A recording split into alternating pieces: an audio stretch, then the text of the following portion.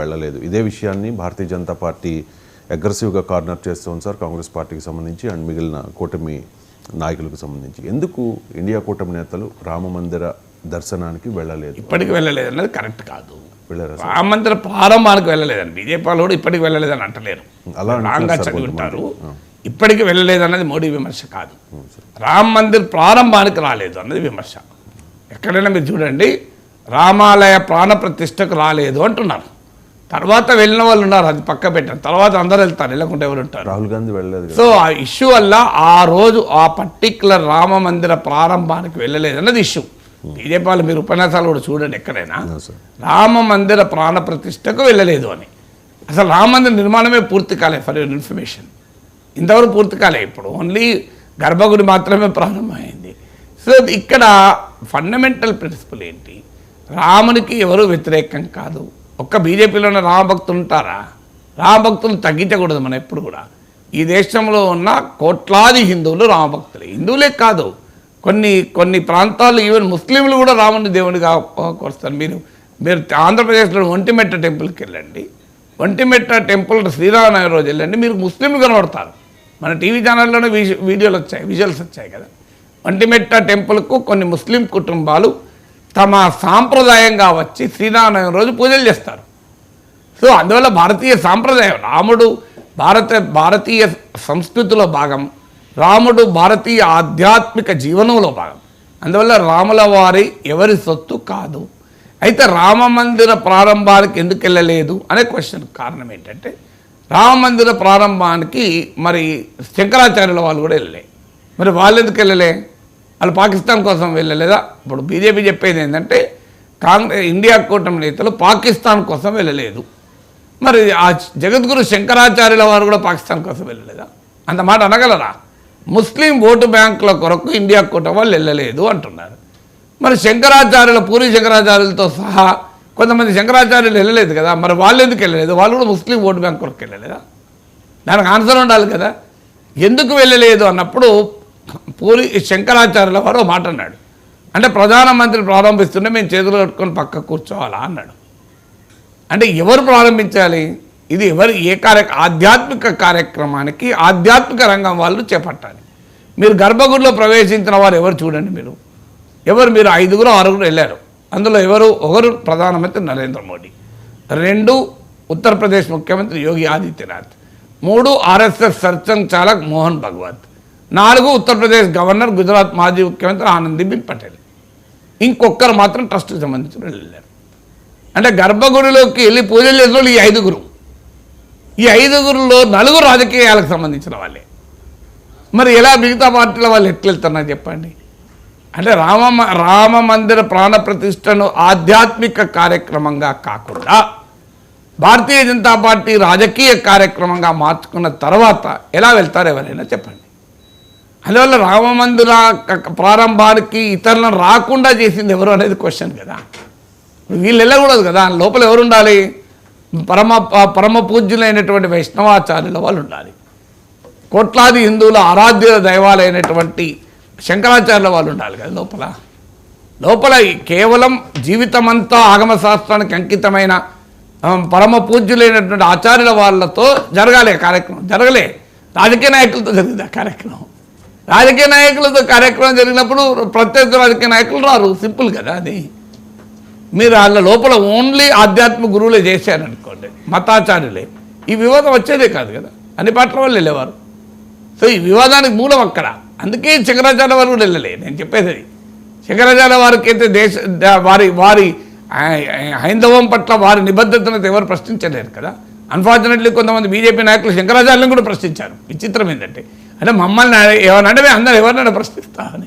ఆఖరికి జీవితం అంతా హిందూ ధర్మం కొరకు అంకితం చేసిన మహనీయులైనటువంటి శంకరాచార్య వాళ్ళని కూడా బీజేపీ నాయకులు విమర్శించారు. అందువల్ల రామ మందిర నిర్మాణం భారతీయ జనతా పార్టీ రాజకీయ ప్రచారానికి ఉపయోగపడుతున్న సమయంలో ఆ రీతిని జరిగే వరకు మిగతా వారు రాలేదు. అసలు రామ మందిరం మీద నిర్మాణమే పూర్తి కాలే కదా. ఇప్పుడు ఎందుకు ఓపెన్ చేశారు? అందరికీ తెలుసు కదా, 2024 జనవరిలో ఎందుకు ఓపెన్ అవుతుంది? అంత ముందు కాదు, తర్వాత కాదు. ఇప్పుడు రామ మందిరం అయిపోయింది, నిర్మాణం కాలే కదా. అంటే ఒక శంకరాచార్య వాళ్ళు ఆభ్యంతరం కూడా చెప్పారు, ఒక ఆలయము నిర్మాణమే పూర్తి కాకముందు ప్రారంభం జరపడం శాస్త్ర విరుద్ధము అని చెప్పారు. ఈ శంకరాచార్య చెప్పారు. అందుకే మేము వెళ్ళడం లేదు శాస్త్ర విరుద్ధమైన కార్యక్రమానికి. నిర్మాణం పూర్తి కాకముందు ఎలా ప్రారంభిస్తారు అన్నారు. మీకు ఎన్నికలు ఉన్నాయని ప్రారంభించారు కదా. సో అందువల్ల ఫస్ట్ రామ మందిర నిర్మాణం పూర్తి కాకముందే ఎన్నికల కొరకు బాలరాముని ప్రతిష్ఠించారు కదా. అందువల్ల ఈ విమర్శలు వస్తున్నాయి. రాజకీయాలకు అతీతంగా ఉంటే ఎందుకు అవుతుంది? ఇప్పుడు బీజేపీ తాజా విమర్శ ఏంటంటే బాబ్రీ తాళం వేస్తారు రామ మందిరానికి. అసలు వీళ్ళకి చరిత్ర తెలవాలి. బాబ్రీ తాళాన్ని ఓపెన్ చేసింది రాజీవ్ గాంధీ ప్రభుత్వం. 19 షాబాను కేసులో సుప్రీంకోర్టు చారిత్రాత్మక తీర్పు చెప్పింది, ముస్లిం మహిళలకు కూడా మెయింటెనెన్స్ ఉండాల్సిందే అని. చాలా ప్రోగ్రెసివ్ జడ్జిమెంట్. ముస్లిం మతఛాందసవాదుల ఒత్తిడికి లొంగి రాజీవ్ గాంధీ నాయకత్వంలోని కాంగ్రెస్ ప్రభుత్వం చట్టం చేసి సుప్రీంకోర్టు ఇచ్చిన ప్రగతిశీల తీర్పును అమలు కాకుండా చేసింది. దానిపైన తీవ్రమైన వ్యతిరేకత వచ్చినాక హిందూ మనోభావాలకు ప్యాంపర్ చేయడానికి అయోధ్యలో ఉన్నటువంటి ఆనాడు వివాదాస్పదంగా చెప్పేవారు, కట్టడంగా చెప్పేవారు, ఆ డిస్ప్యూటెడ్ స్ట్రక్చర్ యొక్క గేట్ల తాళాలు ఓపెన్ చేసింది రాజీవ్ గాంధీ ప్రభుత్వం. అసలు బాబ్రీ తాళం కాంగ్రెస్ వేస్తుందని ఇప్పుడు విమర్శించారు. ఓపెన్ చేయించింది కాంగ్రెస్ పార్టీ. రాజీవ్ గాంధీ నాయకత్వంలో కాంగ్రెస్ ప్రభుత్వం ఓపెన్ చేసింది కదా. అందువల్ల అయినా సుప్రీంకోర్టు మనకు అర్థం కావాల్సింది, అయోధ్య రామ మందిర నిర్మాణం ప్రభుత్వ చర్య వల్ల జరగలే. చాలా విశ్వ హిందూ పరిషత్ హిందూ సంస్థలు మోడీ ప్రభుత్వాన్ని పదే పదే డిమాండ్ చేశాయి, మీరు ఒక చట్టం చేసి రామ మందిర నిర్మాణానికి మార్గాన్ని సుగమం చేయండి అని. కానీ మోడీ ప్రభుత్వానికి అంగీకరించలే, చట్టం చేయలే. సుప్రీంకోర్టు తీర్పు తర్వాత అందరూ అంగీకరించారు. ఎందుకంటే అప్పటిదాకా అందరూ చెప్పింది అదే, అయ్యా దేశ అత్యున్నత న్యాయస్థానం సుప్రీంకోర్టు. సుప్రీంకోర్టు తీర్పే ఫైనల్, ఎవరికి అనుకూలంగా రానియండి, ఎవరికి వ్యతిరేకంగా రానియండి. అందువల్ల ఎప్పుడైతే సుప్రీంకోర్టు తీర్పు వచ్చిందో రామ మందిర వివాదం ముగిసింది. అందుకే మీరు గమనించండి, అయోధ్యలో రామ మందిర నిర్మాణం జరిగినప్పుడు కానీ, ప్రారంభం జరిగినప్పుడు కానీ లేదు సుప్రీంకోర్టు తీర్పు. దేశంలో ఎక్కడ నిరసన ప్రదర్శన లేవు. ఈవెన్ ముస్లిం సంఘాలు కూడా నిరసన చెప్పలే. తీర్పు పట్ల తమ అభ్యంతరం వ్యక్తం చేసి ఊరుకున్నారు. Still may we'll agree the judgement అన్నారు. సో సుప్రీంకోర్టు తీర్పును మేము అంగీకరించమని ఎవరూ చెప్పలే. సో అందువల్ల సుప్రీంకోర్టు తీర్పు వల్ల వచ్చిన రామాలయానికి ఇంకెవరైనా తాళాలు వేయగలరా? అసలు దేశంలో ప్రజలు ఎదుర్కొంటున్న సమస్యలు, అయ్యా ఆడ క్యాంపస్ రిక్రూట్మెంట్ లేవు, ఉద్యోగాలు లేవు, లే ఆఫ్లు పెరిగాయి, మాకు ఉద్యోగాలు కావాలి, మాకు జీవనోపాధి కావాలి, మాకు నైపుణ్యం కావాలి, మాకు ధరలు తగ్గించండి అని ప్రజలు కోరుతుంటే ఇంకా వివాదాలు, తాళాలేసుడు, తాళాలు తీసుడు, మందరము, మసీదు, ఈ రాజకీయం చేసుకుంటూ పోతే దేశం ఎట్లా వికసిత భారత్ అవుతుందా? ప్రపంచంలో ఏ దేశమైనా వికసిత దేశం కావటానికి మధ్యయుగాల నాటి మత వివాదాల చుట్టూ తిరిగిందా? అమెరికాలో చూసామా ఈ పని? అమెరికాలో బైడెన్ ట్రంప్లు దీని మీద కొట్లాడుకుంటారు. ఎక్కడైనా ఒక చర్చకు తాళం వేయడం, తాళం తీయడం పైన. అమెరికాలో ట్రంప్లు, బైడెన్లు అమెరికాలో ఒక బలమైన ఆర్థిక శక్తిగా ఎలా తీర్చిదిద్దాలని కొట్లాడుతున్నారు. మన దగ్గరేమో ఇంకా మేము ప్రజల భావోద్వేగాల పైన రాజకీయం చేస్తాం, 10 ఏళ్ల తర్వాత కూడా ప్రజలకు మేము ఇంకో మేలు చేశాం, మా ప్రభుత్వ హయాంలో మేలు జరిగితే మాకు ఓటేయండి అనే ధైర్యం ఎందుకు మోడీ చేయలేకపోతున్నాడు?